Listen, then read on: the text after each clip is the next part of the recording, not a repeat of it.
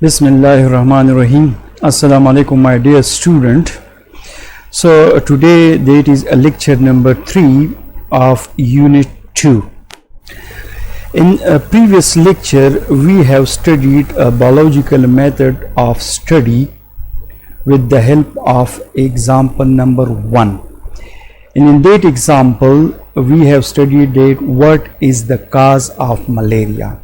So the cause of malaria was found and that is Plasmodium.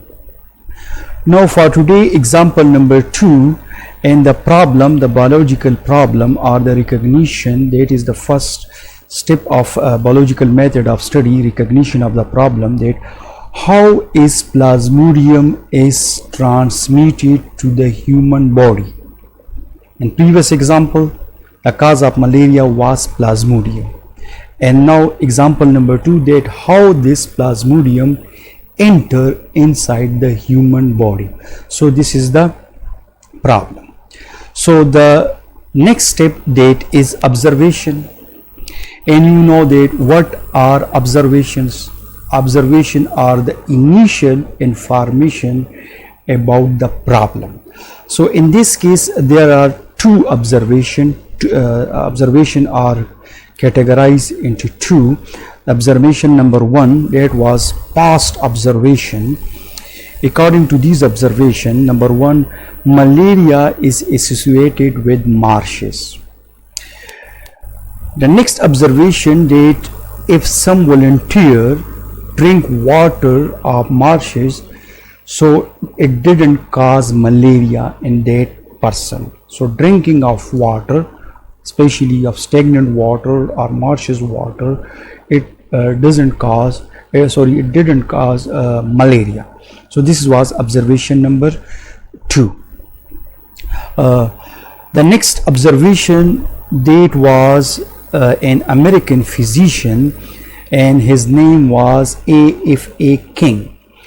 A.F.A. King in 1883 he listed almost more than 20 observations about the transmission of the Plasmodium, and these observation was very important.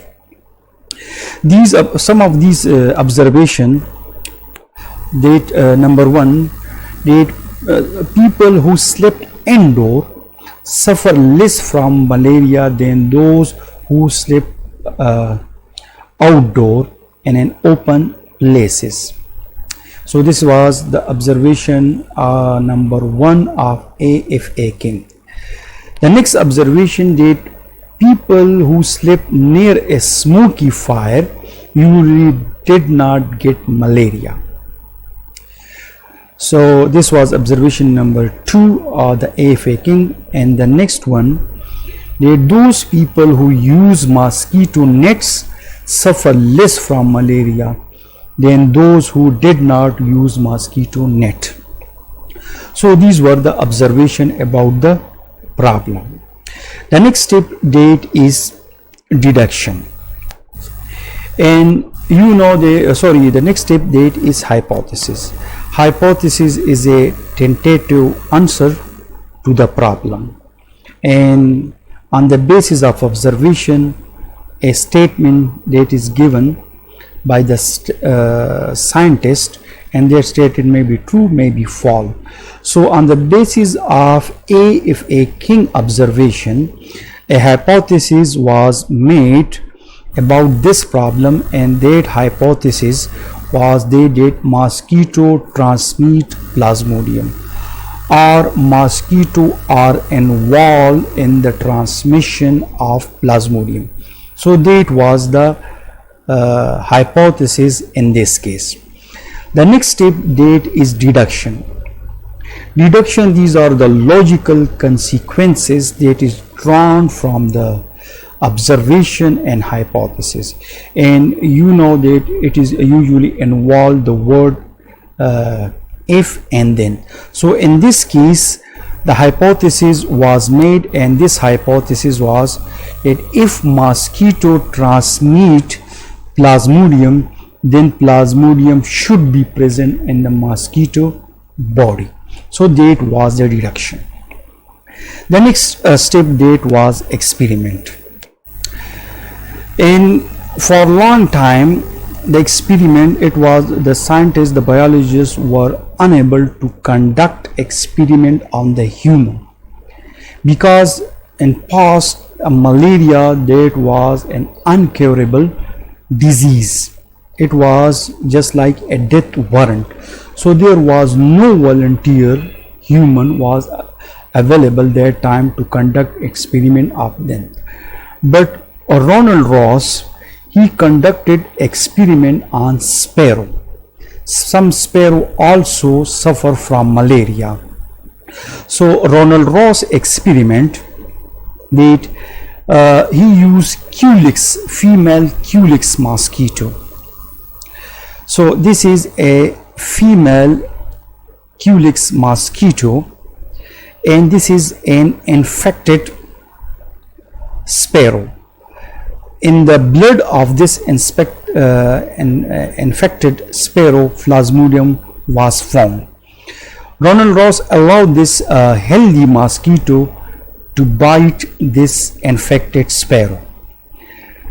So when he allowed to bite this infected sparrow, so Ronald Ross saw that the Plasmodium was transferred from this sparrow to the mosquito, Culex and mosquito, and he observed that the Plasmodium was dividing in the saliva and in the gut means the intestine of this mosquito.